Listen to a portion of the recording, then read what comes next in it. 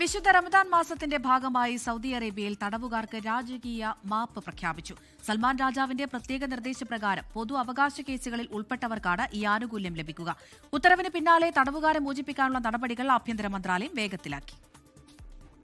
വിശുദ്ധ റമദാൻ മാസത്തിന്റെ ചൈതന്യം ഉൾക്കൊണ്ടാണ് തടവുകാരെ മോചിപ്പിക്കാൻ സൗദി ഭരണാധികാരി സൽമാൻ രാജാവ് നിർദ്ദേശിച്ചത്. ഉത്തരവിന് പിന്നാലെ പൊതു അവകാശ കേസുകളിൽ ശിക്ഷിക്കപ്പെട്ട തടവുകാർക്ക് മാപ്പ് നൽകാനും അവരെ എത്രയും വേഗം മോചിപ്പിക്കാനുമുള്ള നടപടികൾക്ക് ആഭ്യന്തര മന്ത്രാലയം തുടക്കം കുറിച്ചു.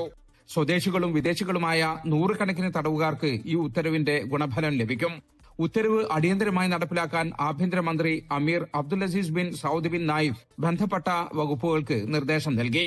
തടവുകാരെ സമൂഹത്തിന്റെ മുഖ്യധാരയിലേക്ക് മടക്കിക്കൊണ്ടുവരാനും അവർക്ക് പുതിയൊരു ജീവിതം സമ്മാനിക്കാനുമുള്ള ഭരണാധികാരികളുടെ കരുതലാണ് ഇതെന്ന് അദ്ദേഹം വ്യക്തമാക്കി.